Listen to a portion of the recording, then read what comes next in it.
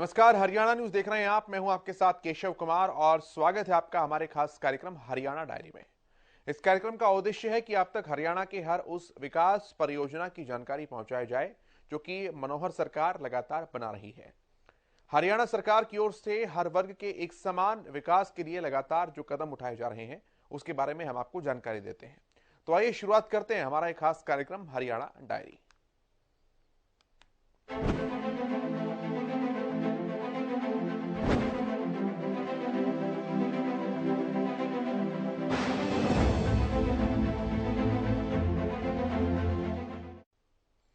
मनोहर सरकार किसानों को फायदा पहुंचाने के लिए लगातार प्रयासरत है और उसी का नतीजा है कि हरियाणा एकमात्र प्रदेश है जहां एमएसपी पर सबसे ज्यादा फसलें खरीदी जाती हैं और अब तो समय पर भुगतान भी किया जाने लगा है।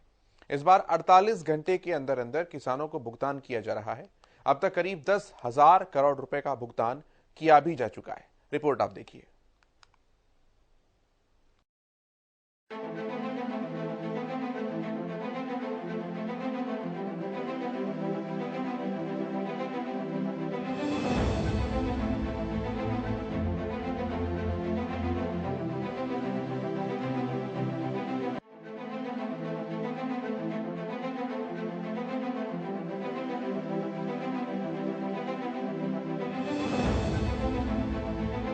हरियाणा की मनोहर सरकार किसानों के लिए कितनी मनोहर है।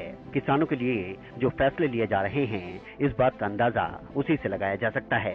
किसानों को बिचौलियों से मुक्ति दिलाना, सीधे खाते में पैसे पहुंचाना और फसलों का हो रहा नुकसान और उसकी भरपाई भी पोर्टल के जरिए की जा रही है।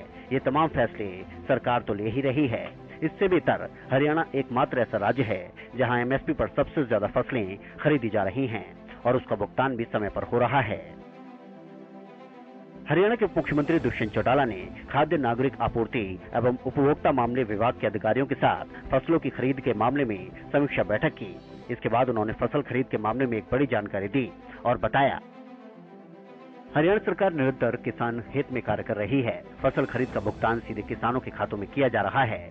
सरकार ने 72 घंटे के भीतर किसानों को भुगतान करने का लक्ष्य निर्धारित किया था और इस बार तो एक कदम और आगे बढ़ते हुए केवल 48 घंटों में ही किसानों को भुगतान किया जा रहा है। प्रदेश में अब तक 52 लाख मीट्रिक टन धान की खरीद हो चुकी है और किसानों को लगभग 10,000 करोड़ रुपए का भुगतान किया जा चुका है। वहीं उप मुख्यमंत्री दुष्यंत चौटाला ने अधिकारियों को निर्देश दिए कि किसानों के भुगतान में देरी नहीं होनी चाहिए। 48 घंटे के भीतर ही उनका भुगतान होना चाहिए। कुछ किसानों का अभी तक तकनीकी कारणों से भुगतान नहीं हो पाया।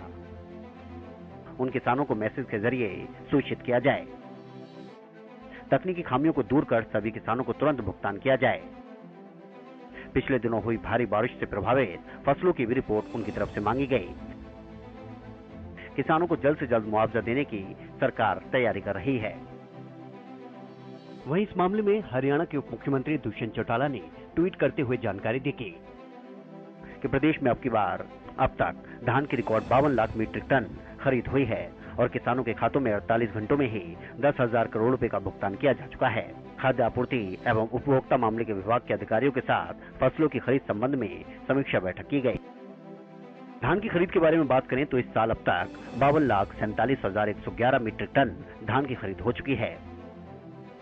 इस अवधि में पिछले साल 46 लाख मीट्रिक टन धान की खरीद हुई थी, यानी पिछले साल के मुकाबले इस बार करीब 13% अधिक खरीद हुई है। कुरुक्षेत्र, करनाल और कैथल जिलों में सामान्य से ज्यादा खरीद देखने को मिली है। वहीं प्रदेश में धान की खरीद के लिए 210 मंडियां खोली गई। हरियाणा में इस साल 1 अक्टूबर से धान की खरीद हो रही है। इस बार मनोहर सरकार ने 55 लाख मीट्रिक टन धान खरीदने का लक्ष्य रखा है और इस टारगेट तक सरकार करीब करीब पहुंच चुकी है। सरकार ने दावा किया है कि 72 घंटे में फसल का भुगतान भी किया जाएगा, लेकिन उससे पहले ही पेमेंट करने का रिकॉर्ड भी बन गया है। और जिस तरह से डिप्टी सीएम ने दावा किया है कि 48 घंटों के भीतर भीतर सभी किसानों को भुगतान किया जा रहा है, उससे साफ है कि कुछ किसानों को छोड़कर बाकी सभी को समय पर भुगतान किया जा रहा है। जिन किसानों का भुगतान समय पर नहीं हो पाया, उन्हें भी तकनीकी खामियों को सुधार कर जल्द ही भुगतान करने के निर्देश अधिकारियों को दिए गए हैं।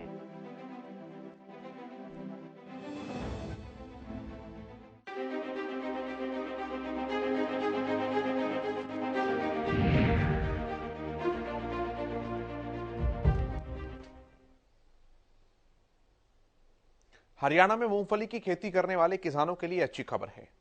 हरियाणा सरकार 1 नवंबर से मूंगफली की खरीद करने जा रही है। इसके लिए फतेहाबाद, हिसार और सिरसा जिलों की 7 मंडियों में विशेष खरीद केंद्र खोले गए हैं। रिपोर्ट आप देखिए।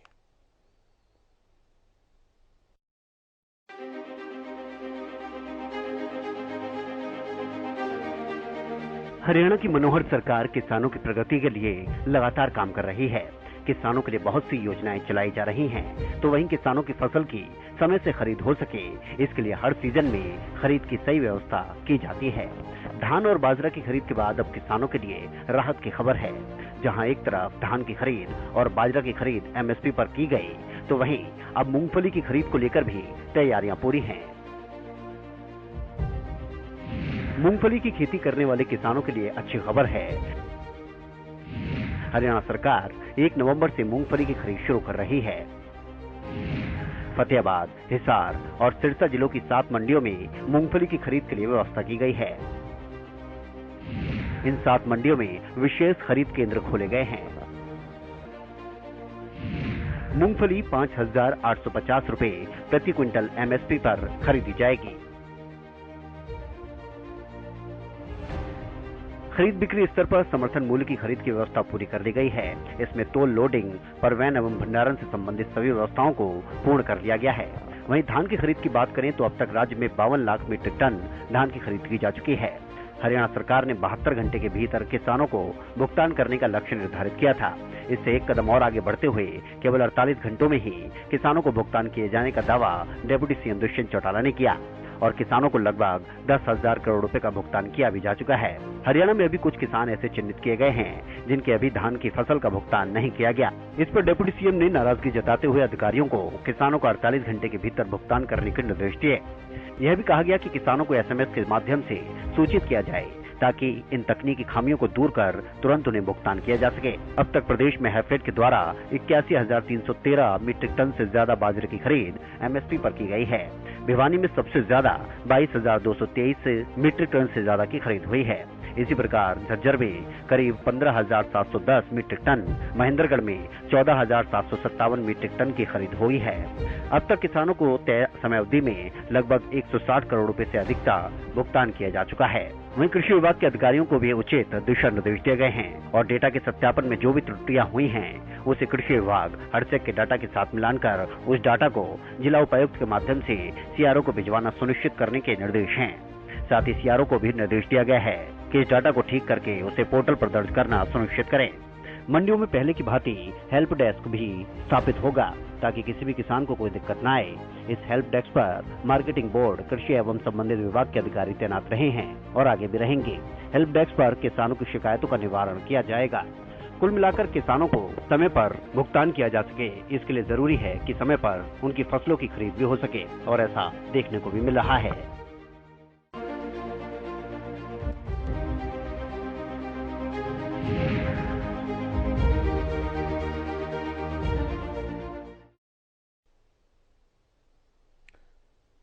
मनोहर सरकार ने पिछले 8 सालों में परिवहन की तस्वीर काफी बदल दी है।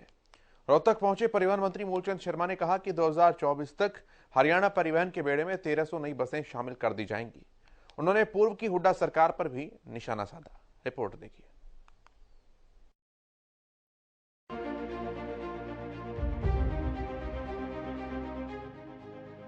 परिवहन के नजरिए से हरियाणा नित नए आयाम छू रहा है। जहां रोडवेज के बेड़े में बसों का इजाफा किया जा रहा है, तो वहीं पीपीपी मोड में आधुनिक बस स्टैंड बनाए जा रहे हैं। पिछले 8 सालों में देखें तो हरियाणा में परिवहन के नजरिए से बेहतरीन सुधार देखने को मिले हैं। रोहतक पहुंचे हरियाणा के परिवहन मंत्री मूलचंद शर्मा ने बताया कि मार्च 2024 तक हरियाणा परिवहन के बेड़े में 1300 नई बसें शामिल कर दी जाएंगी। दूसरी तरफ उन्होंने हरियाणा में पीपीपी मोड पर बनाए गए 5 नए बस स्टैंड के लिए मुख्यमंत्री मनोहर लाल का धन्यवाद करते हुए कहा कि बीजेपी के कार्यकाल में प्रदेश में 17 नए बस स्टैंड निर्माणाधीन हैं, जिनमें कुछ बन चुके हैं।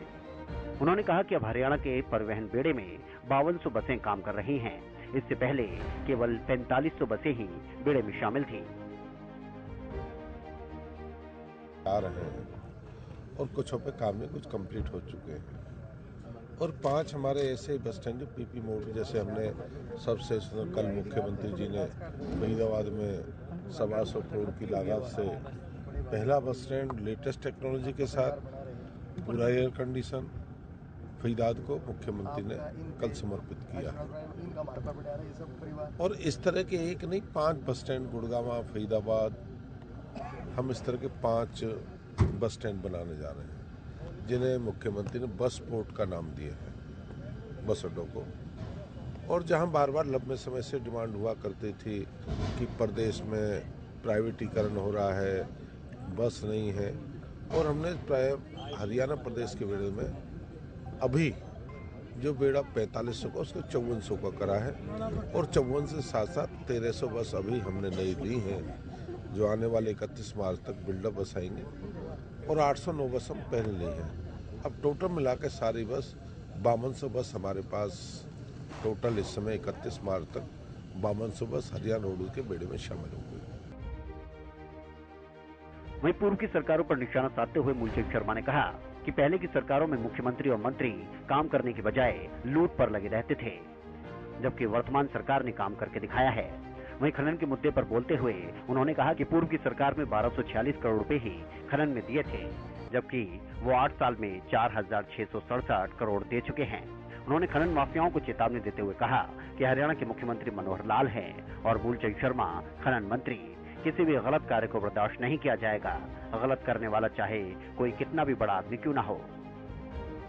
मैं आपके माध्यम से मैंने व्हाट्सएप पे भी डाला है, पूर्व की सरकार 10 साल हरियाणा में सरकार रही थी, उनका खनन 1246 करोड़ रुपए था, 1246, और मेरा 8 साल का पूरे 8 साल का 4667 करोड़ रुपए हमने खनन में किया है, 4600 करोड़। और ये हरियाणा का अपने आप उदाहरण है। अपने समय तो कर नहीं पाए कुछ, अपने समय तो समय मिला नहीं, और आपके यहाँ के मुख्यमंत्री रहे थे वो तो लूट में खड़े रहे। उनके सारे साथी मित्र साथी सलाहकार जमीन खनन, आज खनन की बात करके दिखाते ना। आज हमने 4 गुना मुकदमे दर्ज किए हैं, 4 गुना उनसे, और इतने लोगों की गिरफ्तारी करी, जेल में डाला हमने, वो भी बात करते हैं। लेकिन डीएसपी जैसे बड़े अधिकारी का भी तो इस तरह से हत्या होना। हाँ, डीएसपी मैं कहता हूँ खनन के इस तरह के, जहाँ खनन का इस तरह के कोई करेगा, पुलिस प्रशासन रोकने का प्रयास करेगा। अब कई बार आदमी रोकने का प्रयास करता है कि आदमी सामने आ जाता है, हमने उनके खिलाफ मुकदमा दर्ज 302 की मुकदमा दर्ज किया, उनके खिलाफ गिरफ्तारी करिए। ऐसे भी हरियाणा प्रदेश कोई भी अधिकारी हो उसको बख्श सकता है, कितना भी बड़ा क्यों ना हो।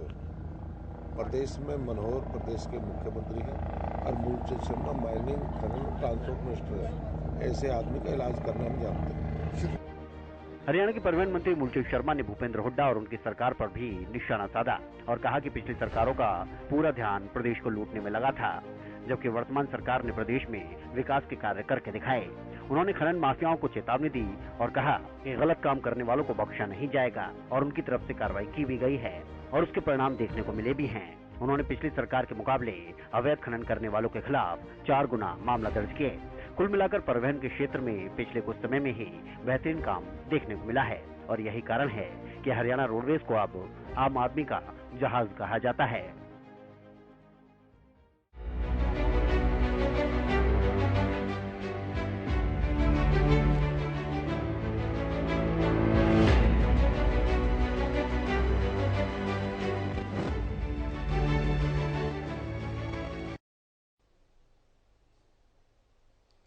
हिसार पहुंचे शिक्षा मंत्री कंवरपाल गुर्जर पत्रकारों से रूबरू हुए।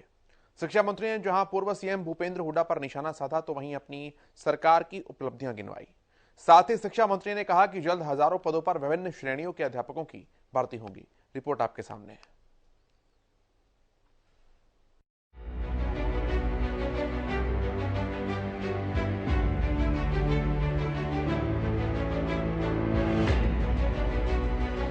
शिक्षा के क्षेत्र में पिछले 8 सालों में बेहतरीन काम मनोहर सरकार की तरफ से किए गए हैं। वजह साफ है, क्योंकि शिक्षा बेहतर होगी तो फिर रोजगार मिलने के अवसर भी ज्यादा बढ़ जाते हैं। हिसार पहुंचे हरियाणा के शिक्षा मंत्री कंवरपाल गुर्जर ने कहा कि हरियाणा सरकार ने शिक्षा सुधार के लिए अनेक निर्णय लिए। विद्यार्थियों को टैबलेट वितरण करने वाली हरियाणा सरकार पहली सरकार है जिसकी देश भर में सराहना हो रही है। उन्होंने कहा कि शीघ्र ही खाली पड़े हजारों पदों पर विभिन्न श्रेणियों के शिक्षकों की भर्ती होगी। शिक्षा मंत्री ने कहा कि हरियाणा की मनोहर लाल सरकार ऐसी पहली सरकार है जिसने वादा किया कि हरियाणा की किसी भी बेटी को कॉलेज पढ़ने के लिए 20 किलोमीटर से दूर नहीं जाना पड़ेगा और सरकार ने इस वादे को निभाया भी। हरियाणा सरकार ने 8 साल में 71 कॉलेज खोले हैं। हर ब्लॉक में एक मॉडल स्कूल खोलना भी बीजेपी सरकार का ऐतिहासिक निर्णय है और इससे शिक्षा में व्यापक सुधार हुआ है। ऐसे वो बार बार कह रहे हमने 5000 स्कूल बंद कर दिए, वो एक स्कूल भी नहीं बता सके।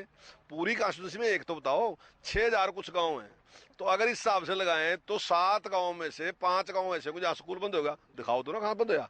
पूरे प्रदेश में कोई स्कूल बंद नहीं है। 105 स्कूल बहुत पहले इसलिए बंद कर दिए थे कि उनमें 20 से भी कम बच्चे थे, लेकिन 66 गांव ऐसे हैं जिन्होंने अपने बच्चे पूरे कर दिए, हमने दोबारा फिर स्कूल खोल दिए। अब जो थोड़े से स्कूल बच रहे हैं, अगर वो बच्चे पूरे करें तो उसको भी खोल देंगे हम। तो क्योंकि इनको सिस्टम से बड़ी दिक्कत है, इनकी आदत है कि लोग इनके सामने खड़े हो, हाथ जोड़ा, डिमांड करेंगे साहब मेरा पीड़ा कार्ड बना दो, साहब मेरा आयुष्मान कार्ड बना दो, साहब मेरी पेंशन लगा दो। तो ये ऐसा चाहते हैं। हम चाहते हैं कि ये जो पैसा है, सारा कुछ है ना, ये कोई मारा नहीं है, पैसा तो जनता का है। हमने जनता का पैसा ही जनता को ही देना। जनता ने हम इसलिए नियुक्त करे कि आप सिस्टम को ठीक करोगे, कोई सिस्टम में गड़बड़ ना हो ताकि ठीक तरीके से चले, उसके लिए हम नियुक्त करें, ना कि हम कोई पैसों के मालक हैं। पैसे तो नहीं गए हैं, तो हमने उस सिस्टम को ठीक किया कि ये जो जिनको हमने पैसे देने, पैसे ही नहीं गए हैं, हम सिस्टम से उसको दे दें ठीक तरीके से। बस क्या था, मालिक तो यही है, इन्हीं ने हम बनाए जो कुछ बनाया। अगर आज हम मंत्री हैं तो जनता की वजह से हैं।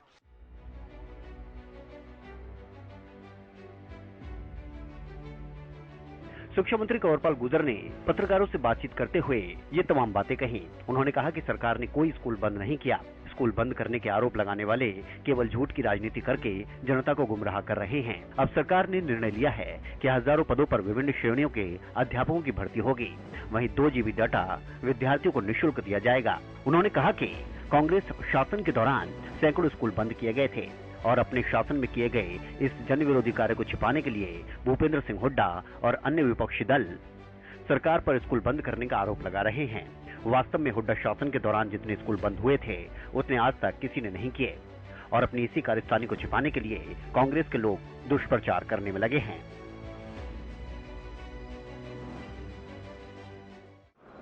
चाहे वो रोजगार की बात थी और चाहे डेवलपमेंट की बात थी।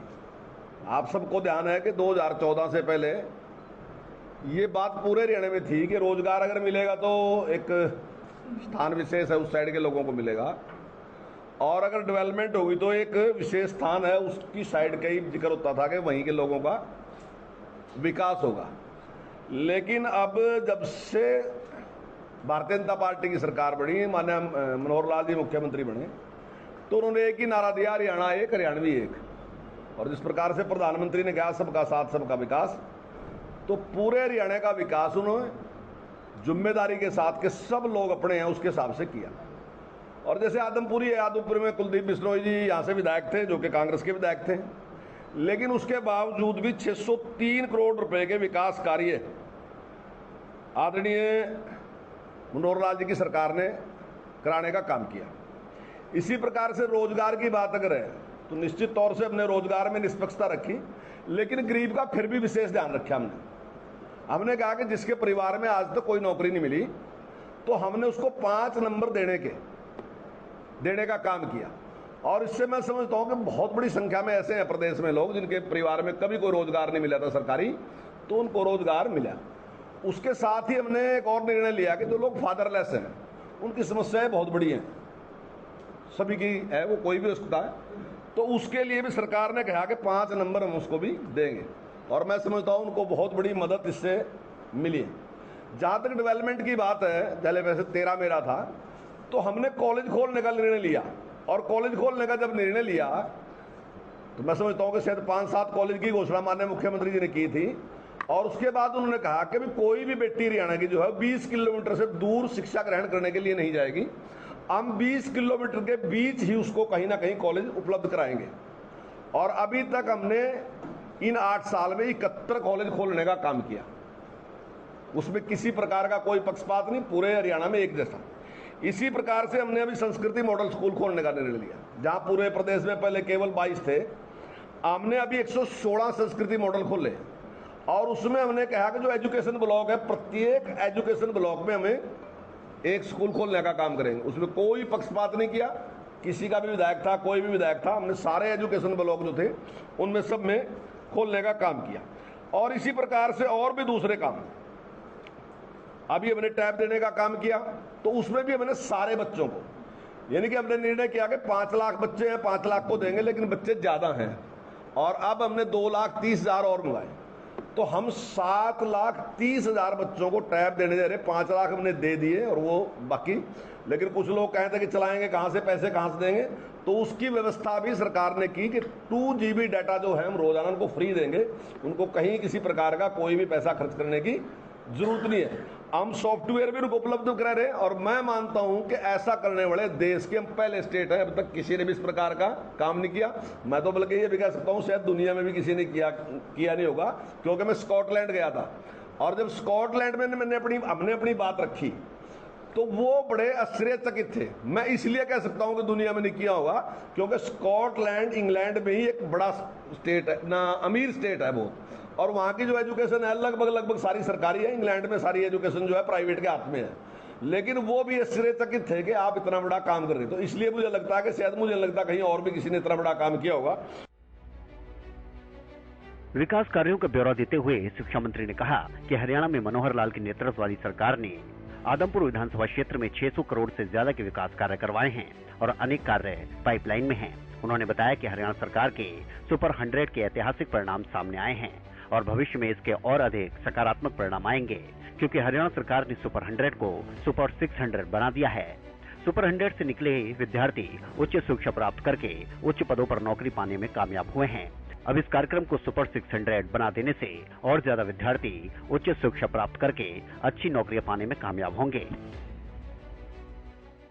इसी प्रकार से हमने जो गरीब बच्चे थे उनके लिए हमने सुपर 100 शुरू किया और परिणाम बहुत अच्छे रहे। पहली बार जो बच्चे थे वो 25 बच्चे जो थे वो IIT में आए, दूसरी बार हमारे 29 बच्चे IIT में आए और 26 बच्चे जो है वो MBBS में आए और 6 बच्चे जो है हमारे एम्स में गए।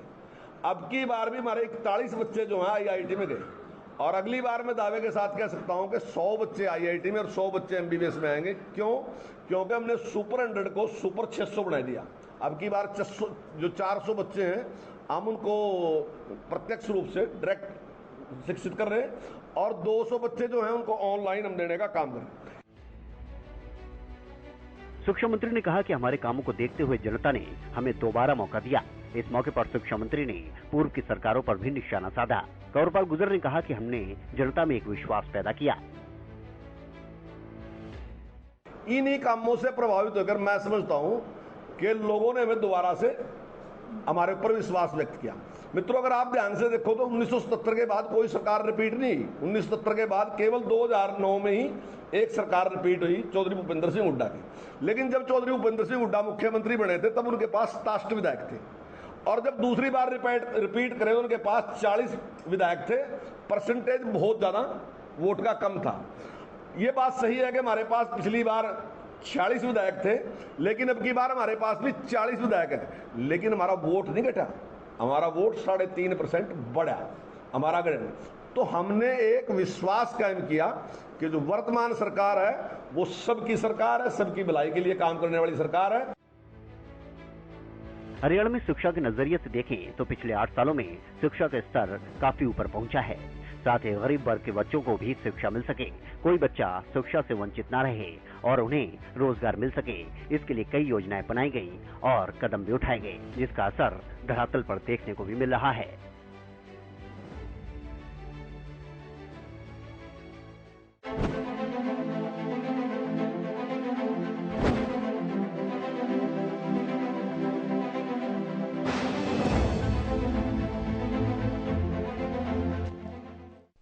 मुख्यमंत्री मनोहर लाल के कुशल नेतृत्व में हरियाणा प्रदेश लगातार अग्रसर है। ऐसे में हरियाणा का हर वर्ग सरकार के कार्यों से संतुष्ट ही नजर आता है। हरियाणा सरकार इस मकसद के साथ आगे बढ़ रही है कि प्रदेश के अंतिम व्यक्ति का विकास किया जा सके। फिलहाल हमारे आज के इस खास कार्यक्रम हरियाणा डायरी में इतना ही। कल आपसे फिर मुलाकात होगी, तब तक के लिए आप देखते रहिए हरियाणा न्यूज। नमस्कार।